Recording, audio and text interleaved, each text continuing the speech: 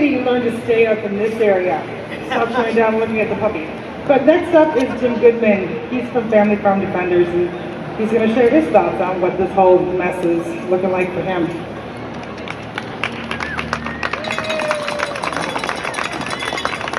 Morning, everyone.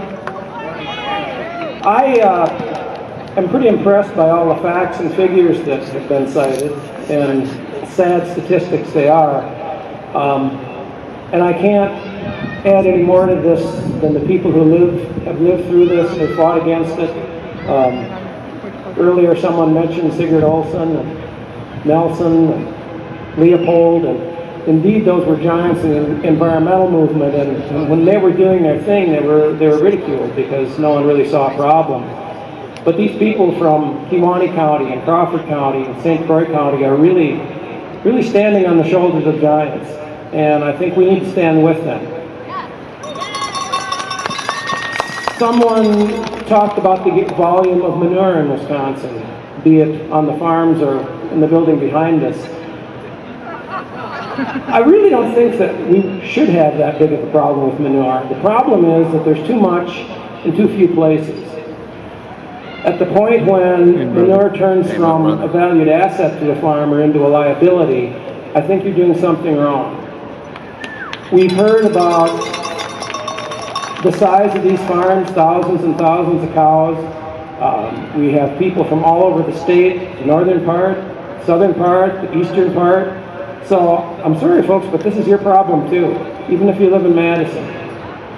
You may not see it yet. You will, because it's coming. I was in Colorado a couple days ago and saw the largest sheep feedlot. You didn't know sheep went in feedlots, did you? 30,000 head of lambs in a feedlot.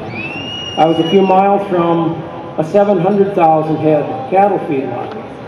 So we don't see those things around here, luckily.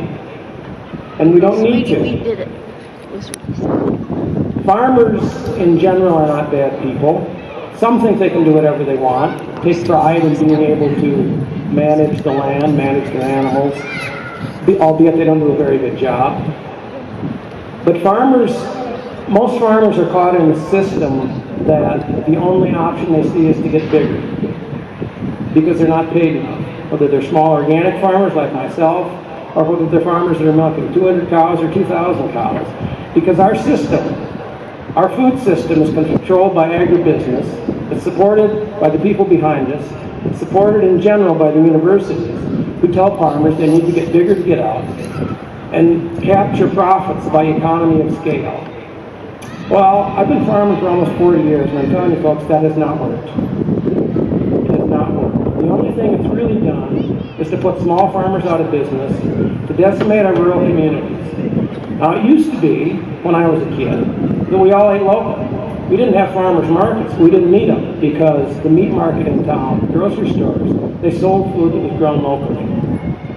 We didn't have Walmarts, thank God. We didn't have giant supermarkets where you could get anything you wanted.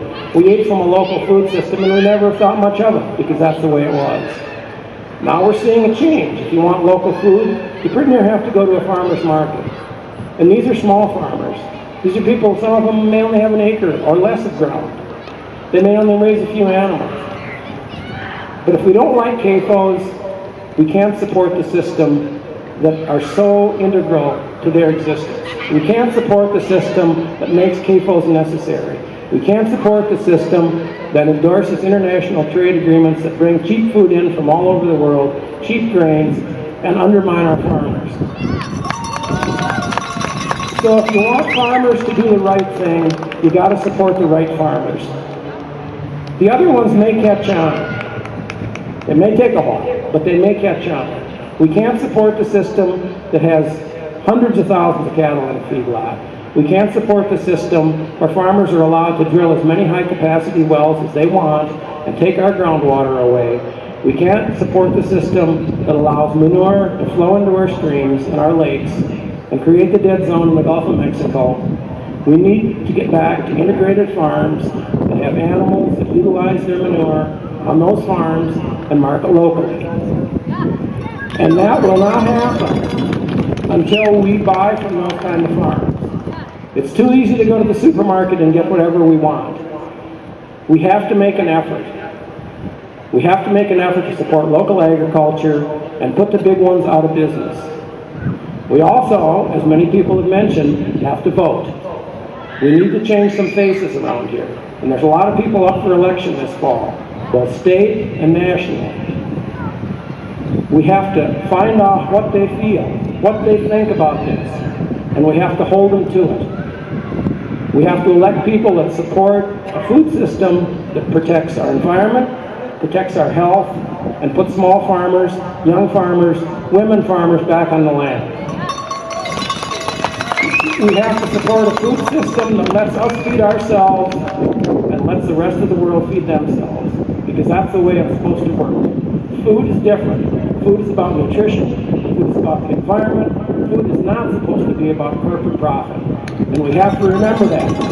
Every time you go to the store, every time you go to the farmer's market, that's what makes the difference. It's where your food dollar goes.